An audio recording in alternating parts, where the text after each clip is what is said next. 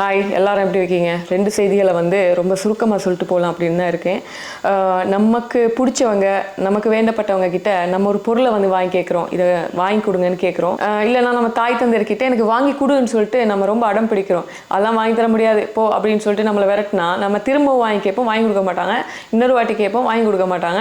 நம்ம வேலையை பார்த்துட்டு போயிட்டே இருப்போம். ஆனால் அப்படியெல்லாம் நடக்காமல் இன்றைக்கி ட்ரெண்டிங்காக பேசப்பட்டு இருக்கிற ஒரே ஒரு விஷயம் என்னென்னா, இந்தியாவில் மகாராஷ்டிரா மாநிலம் சத்ரபதி சம்பாஜி நகரில் நேற்று ஒரு சம்பவம் ஏற்பட்டிருக்கு. அதாவது 18 வயது பையன் குணால் முரளிதரன் சந்த்வேதி அப்படிங்கிற பையனுக்கு 18 வயசு. இவர் தன்னோட தாய் தந்தையர்கிட்ட என்ன பண்ணியிருக்காருன்னா, எனக்கு ஒரு ஐஃபோன் வாங்கி கொடுங்க அப்படின்னு கேட்டிருக்காரு. இல்லைப்பா, ஐஃபோன்லாம் வாங்கி கொடுக்குறது என்கிட்ட காசு இல்லை, அப்புறம் வாங்கி கொடுக்குறோம் அப்படின்னு சொல்லிட்டு பேரண்ட்ஸ் சொல்லியிருக்காங்க. இல்லை, எனக்கு ஐஃபோன் வாங்கி கொடு அப்படின்னு சொல்லிட்டு ரொம்ப அடம் பிடிச்சிருக்காரு. அதுக்கப்புறம் என்ன பண்ணியிருக்காருன்னா, அந்த சத்ரபதி சம்பாஜி நகரில் இருக்கக்கூடிய காப்தியா மலை அப்படின்னு சொல்லி ஒரு பெரிய மவுண்டன் இருக்குது, திசாகன் அப்படிங்கிற ஒரு ஏரியாவில். அந்த மலைக்கு இவர் போயிருக்காரு. ரொம்ப உயரமான ஒரு மலை. அந்த மலையோட உச்சியில் நான் ஏற போகிறேன் அப்படின்னு சொல்லிட்டு இவர் போக, இவரை பின்தொடர்ந்து தாய் தந்தையர் போயிருக்காங்க. அங்கே போயிட்டு கிட்டத்தட்ட அந்த மலையோட உச்சியில் போய் ஏறி நின்றுட்டு எனக்கு இப்போ ஐஃபோன் வாங்கி கொடுங்க அப்படின்னு சொல்லிட்டு நேற்று எல்லாரும் எல்லாரும் முன்னாடியும் கெஞ்சிருக்கான், அங்கேருந்து கத்திருக்கான். அப்போ எல்லாரும் என்ன நினச்சாங்கன்னா, பையன் இறங்கிடுவான் போல, மிரட்டுறான், தாய் தந்தையர்கள் மிரட்டுறான் அப்படின்னு சொல்லி நினச்சிருக்காங்க. பட் அதுதான் அங்கே நடக்கலை. அப்புறம் என்ன நடக்குதுன்னா, இந்த குணால் முரளிதர் காலையில் 10 மணிக்கு இவர் போய் ஏறி இருக்காரு. ஏறி அடம் பிடிச்சி இல்லை எனக்கு வாங்கி கொடுன்னு சொல்லிட்டு அடம் பிடிச்சிட்டு இருக்கிற டைமில் தந்தை இருக்காரு. தந்தைக்கு 48 வயசு. அவரோட பேர் முரளிதரன் சந்த்வேதி. இவர் என்ன பண்ணிருக்காருன்னா, கீழே கெஞ்சி பார்த்துருக்காரு, சரி வரல. அதுக்கப்புறம் அவர் மலைக்கு மேலே ஏறி, தம்பி வந்துரு, நான் இப்போ சரி வாங்கி கொடுத்துறேன், நீ வந்துரு அப்படின்னு சொல்லிட்டு, இல்லை எனக்கு இப்போ வாங்கி கொடு அப்படின்னு சொல்லிட்டு என்ன பண்ணியிருக்காங்கன்னா, இவங்க 2 பேரும் கொஞ்சம் மல்லு கட்டியிருக்காங்க. இவர் காப்பாற்றுறதுக்கு ரொம்ப ட்ரை பண்ணுறாரு. அவரும் முடியாதுன்னு சொல்கிறாரு. இப்போ இதெல்லாம் பார்த்துட்டு இருந்த ஊர் மக்களும் கீழே அங்கே நிறைஞ்சிட்டாங்க. தீயணைப்பு படையினர் என்ன பண்ணியிருக்காங்கன்னா, கீழே வலையெல்லாம் விரிக்கிறதுக்கு ரொம்ப சிரமப்படுறாங்க. வலை விரிக்கிற அளவுக்கு அந்த ஏரியா அப்படிப்பட்ட இடம் இல்லை, ரொம்ப டேஞ்சரஸான ஒரு ஏரியா. கீழே போலீஸார் நிற்கிறாங்க, சொந்தக்காரங்க நிற்கிறாங்க, கிராம மக்கள் நிற்கிறாங்க. இவங்க இறங்குற மாதிரி இல்லை. தகப்பனை மேலே ஏறிட்டாரு, ரொம்ப மல்லு கட்டுறாரு, ப்ளீஸ் பண்ணி இறங்கிடு அப்படின்னு சொல்லிட்டு அந்த மலையோட உச்சியில், நான் முடிஞ்ச ஒரு விஷுவல் காமிக்கிறேன் பாருங்க, மலையோட உச்சியில் இருந்து அவனை எப்படியாவது சேஃபாக கீழே இறக்கிறோன்னு ட்ரை பண்ணுறாங்க. பட் தந்தை என்ன பண்ணுறாரு, அவரை சேஃபாக இங்கே இழுத்து எடுப்போம் அப்படின்னும் பொழுது 2 பேரும் தவறி கீழே விழுந்துடுறாங்க. இதை பார்த்துட்டு இருக்காங்க தாய் என்ன பண்ணுறாங்கன்னா, என்னப்பா இப்படி நடந்துருச்சுன்னு சொல்லி பதட்டத்தில் அவங்களும் மேலே ஓடி போயிட்டு கீழே அப்படியே விழுந்துடுறாங்க. கிட்டத்தட்ட 3 உயிர்கள் போயிருக்கு ஒரு ஐஃபோனுக்காக. இந்த செய்தி நீங்கள் கொஞ்சம் யோசிச்சு பாருங்கள். எவ்வளோ பெரிய ஒரு அடமெண்ட்டாக நம்ம விடாப்பிடியாக தான் கேட்டது கிடைக்கணும்னு சொல்லிட்டு ஒரு பையன் தன்னுடைய பேரண்ட்ஸே ரொம்ப மிரட்டி உருட்டி ஒரு மலைக்கு மேலே ஏறி அவங்கெல்லாம் வர வச்சு, ஊராக்கள்லாம் வர வச்சு பயங்காட்டி கடைசியில் அந்த பையன் சாகணும்னு போயிருந்திருக்க மாட்டான், மிரட்டுவதற்காக தான் போயிருக்கான். இது ஊர் மக்கள் பார்த்துட்டு ரொம்பவே மல்லு கட்டியிருக்காங்க. அவங்களை இறக்க முடியாதுன்னா இதுக்கு பின்னாடி என்ன இருக்குது அப்படின்னு கொஞ்சம் யோசிச்சு பாருங்க. இந்த தலைமுறையினரை சேர்ந்த பசங்கள்லாம் எதை விரும்புகிறாங்க, எது தாய் தந்தையர்களோட நிலைமை அவங்க யோசிக்கிறாங்களா? கிடையாது. அப்படின்னு இப்போ எல்லாருக்கும் பேசிட்டு இருக்கிற இந்த டைமில் இந்த வீடியோ எடுத்திருக்காரு ஒருத்தர். அதே நேரத்தில் அங்கே சுற்றி வர நின்ன வரத்தில் ஒருத்தர் நின்றுருக்காரு, நேரில் பார்த்த ஒருத்தர் சஞ்சய் யாதவ் அப்படின்னு சொல்லிட்டு. அவர் என்ன சொல்லியிருக்காருன்னா, அதை சமாதானப்படுத்துவதற்காக அந்த பையனை அவனோட தந்தை ரொம்ப மல்லு கட்டினாரு.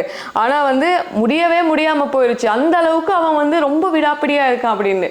அப்படி ஒரு பிடிவாதமா இருந்திருக்கான். ஒரு ஐபோனுக்காக மலை உச்சியில நின்றுட்டுனா இது ஒரு நல்ல உதாரணம் அப்படின்னு சொல்லலாம். என்னன்னா, மற்ற பசங்களுக்கு இப்படிப்பட்ட பசங்க இருந்தாங்கன்னா நாளைக்கு பாருங்க அவங்களோட பேரண்ட்ஸுக்கு வந்திருக்கிற நிலைமை அப்படிங்கிறது நம்ம ஆழமாக யோசிக்க வைக்க வேண்டிய ஒரு விஷயமாக இருக்கு, யோசிக்கக்கூடிய ஒரு விஷயமாக இருக்கு. இன்னைக்கு ட்ரெண்டிங்ல இருக்கக்கூடிய, இன்னைக்கு இந்தியாவில் இருக்கக்கூடிய அனைத்து செய்தி பத்திரிகைகளையும் பேசப்பட்டு இருக்கக்கூடிய ஒரு விஷயம் தான் இந்த விஷயமாக இருக்கு.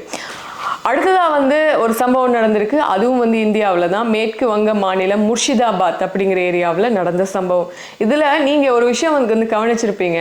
இந்த காணொலி ஒருவேளை ரீல்ஸுக்காக எடுத்ததோ தெரியல அப்படிங்கிற மாதிரி நினச்சிருப்பீங்க. நானும் அப்படி தான் ஸ்டார்டிங்கில் நினச்சேன். 3 நாட்களுக்கு முன்பாக இந்த விஷயம் பேசப்பட்டு வந்துட்டுருக்கு. இக்பால் ஷேக் அப்படிங்கிற 16 வயது பையன். இந்த பையனுக்கு இருக்கிற பிரச்சனை என்னன்னா, வெளியே வந்தா, தண்ணியை விட்டு வெளியே வந்தா உடல் எரியிறது, உடல் கணக்கிறது அப்படின்னு சொல்லிட்டு இந்த தீ தீக்காயங்களோட இருக்கிற மாதிரி ஒரு ஃபீலிங் வெளியே காற்று பட்டுச்சுன்னா. அதனால் என்ன பண்ணுறாருன்னா, கடந்த 5 வருஷமாகவே அவங்க ஏரியாவில் இருக்கக்கூடிய ஒரு நீர் குட்டை இருக்கு இல்லையா, அதுக்குள்ளேயே உட்கார்ந்துட்டு இருக்காரு. வெளியே வந்தால் உடம்பு எரியும் அப்படிங்கிறதன் காரணமாக அதுக்குள்ளே வச்சு சாப்பிட்றாரு. அதுக்குள்ளே வந்து நொறுக்கு தீனிகளை சாப்பிட்டு அதுலேயே நீச்சல் அடிச்சுட்டு வந்து அப்படியே அவருடைய லைஃப் போகுது. இப்போ இவரை வந்து கூட்டு போய் என்ன பண்ணியிருக்காங்கன்னா, ஹாஸ்பிட்டலில் ட்ரீட்மெண்ட் எடுப்பதற்காக பேரண்ட்ஸ் வந்து கூட்டு போயிருக்காங்க. அவங்க சொல்லியிருக்காங்க அதிகமான நேரம் வந்து தண்ணிக்குள்ளே இருந்தாலும் பிரச்சனைகள் வரும் அப்படின்னு சொல்லியிருக்காங்க. பட் இவருக்கு என்ன பிரச்சனை இருக்குன்னு வந்து தெரியாது. ஆனால் இவனுடைய லைஃப் பாருங்க எப்படி மாறி இருக்குன்னு சொல்லிட்டு 3 நாட்களுக்கு முன்பாக இவனுடைய அந்த வீடியோ, அந்த இக்பாலினுடைய வீடியோ வந்து ரொம்பவே வைரலாக இருந்திருக்கு. இந்த வைரலான வீடியோ வந்து பார்த்திருக்காரு இந்தியாவினுடைய முதல் பணக்காரரான ரிலையன்ஸ் குரூப்பினுடைய ஓனர், நம்மளுடைய அம்பானி, முகேஷ் அம்பானி அவர்களுடைய மகன் அனந்த் அம்பானி. அனந்த் அம்பானி பார்த்துட்டு என்ன பண்ணியிருக்காருன்னா, ஒன்றுமே பண்ணலையா, அவங்க மூலமாக அவங்களுடைய தனிப்பட்ட விமானம் மூலமாக, ஹெலிகாப்டர் மூலமாகன்னு சொல்லப்படுது, அவரை வந்து கூட்டுவாங்க, எங்களோட ஹாஸ்பிட்டலில் வந்து நாங்கள் ட்ரீட்மெண்ட் பார்க்குறோன்னு சொல்லி மும்பையில் இருக்கக்கூடிய சர் HN ரிலையன்ஸ் ஃபவுண்டேஷன் அப்படிங்கிற ஒரு ஹாஸ்பிட்டல் இருக்கான். அந்த ஹாஸ்பிட்டல் பார்த்தீங்கன்னா இது வந்து தோல் மருத்துவ பராமரிப்பு மற்றும் நிபுணத்துவம் வாய்ந்த நிபுணர்கள் எல்லாம் அந்த ஹாஸ்பிட்டலில் இருக்காங்களாம். எக்கச்சக்கமான நோய்களுக்கு வந்து அங்கே வந்து ட்ரீட்மெண்ட் எடுத்துகிட்டு இருந்தாலும், சிகிச்சை கொடுத்துட்டு இருந்தாலும், இப்படிப்பட்ட நோய்களுக்கு வந்து ட்ரீட்மெண்ட் கொடுக்கலாம் அப்படிங்கிறதுக்காக அந்த பையனை அவங்களோட ஹாஸ்பிட்டலுக்கு வந்து கூட்டு போய் சிகிச்சைக்கு வந்து தயார்படுத்திட்டு இருக்காங்க அப்படிங்கிற செய்திகளையும் பார்க்கக்கூடியதாக இருக்குது. இது ஒரு வினோதமான நோய் அப்படின்னு வந்து சொல்லப்படுது.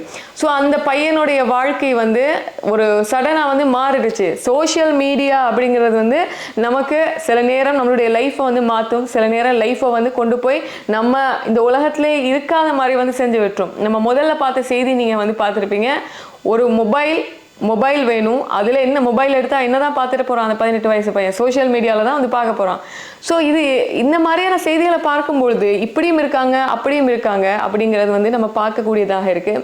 வாழ்க்கையில் ஒவ்வொருத்தனுக்கு பாருங்கள், நம்ம ஈஸியாக உட்காந்து வெளியே உட்காந்து பேசிகிட்டு இருக்கோம். எனக்கு முன்னாடி 2 லைட்ஸ் இருக்குது, கொஞ்சம் வந்து வெயில் மாதிரி தான் இருக்கும், நமக்கு நிறைய அகோர வெயில் படுற மாதிரி அவ்வளோ ஒரு பவராக இருக்கும், நமக்கு எரியும் தான். ஆனால் அது கொஞ்ச நேரத்தில் அது போயிடும், முகத்தை கழினா அது போயிடும். வெளியே வந்தாலே நமக்கு வந்து உடம்பெல்லாம் எரியுது, சாப்பிட முடியாது, சும்மா உட்கார முடியலன்னு சொல்லிட்டு ஒரு மனுஷனுடைய லைஃபு எப்படா நம்ம வந்து ஃப்ரீயாக ஒரு இடத்துல இப்படி உட்கார்ந்துட்டு இருப்போம் அப்படிங்கிற பார்ப்போடு இருக்கக்கூடிய ஒரு மனுஷனோட லைஃப் வந்து ஒரு செகண்டில் வந்து மாறிச்சுல. அதே மாதிரி சில நேரம் ஒரு செகண்டில் நம்மளுடைய நல்லா இருக்கிற லைஃப்பும் கெட்டு போகிறதுக்குரிய காரணத்தை ஏற்படுத்தக்கூடிய அளவுக்கு சம்பவங்களும் நடக்கும். அதுதான் நான் அந்த வீடியோ மூலமாக உங்ககிட்ட வந்து சொல்லிக்க விரும்புகிறேன். ஸோ இந்த ஒரு மொபைலில் 3 உயிர்கள் வந்து போயிருச்சு அப்படின்னும் பொழுது நீங்கள் என்ன நினைக்கிறீங்க? இந்த காலத்து பசங்களை பற்றி என்ன நினைக்கிறீங்க? கீழே கமெண்ட் பண்ணுங்கள். நன்றி.